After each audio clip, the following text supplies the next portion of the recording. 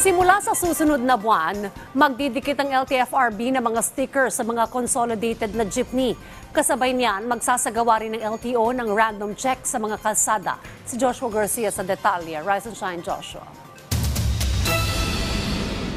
Mag-i-issue ng mga sticker ang LTFRB katuwang ang LTO para sa mga consolidated jeepney units sa susunod na buwan. Kasabay ito ng deadline para sa mga pinagbigyan bumiyahe ng mga unconsolidated jeepney hanggang January 31. Ayon sa LTFRB, kasama nila ang LTO sa pagsasagawa ng random check sa mga kalsada matapos abisuhan ang mga operator at tsuper na dalhin ang kanilang mga LTO registration at kopya ng application for consolidation upang may maipakita sakaling masita o parahin. Samantala, sa pagpapatuloy naman ng transport protest ng ilang grupo ng mga jeepney driver at operator hinggil sa modernisasyon ng mga pampasaherong jeepney, karamihan din sa kanila ay pabor at nagpapasalamat pa sa programa ng gobyerno. Gaya ni Bonnie, presidente ng MULDA, grupo ng mga jeepney driver sa Mandaluyong. Anya, malaki ang tulong ng modernisasyon sa kanya, pati na rin sa kanyang mga kasamahang operator at tsuper.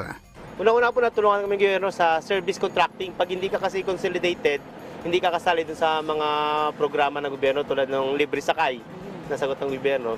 Pangkalahatan naman, hindi naman pang sariling lang eh. Kaya yung iba may kanya-kanyang prinsipyo pero basta po kami, sumusunod po kami sa programa ng gobyerno. Para naman kay Ronnie, na pamamasada ang pangunahing kinabubuhay at miyembro ng Liga ng Transportasyon at Operator sa Pilipinas o LTAP, mabuti na rin daw na sumali sa kooperatiba para kahit papaano ay may masasandalan sila sa mga panahon ng pangangailangan. Para sa akin sasapi na lang sa sa kooperatiba. Makakatulong din siguro sa kooperatiba kay kung mailangan ka ng kung ano man, di ba?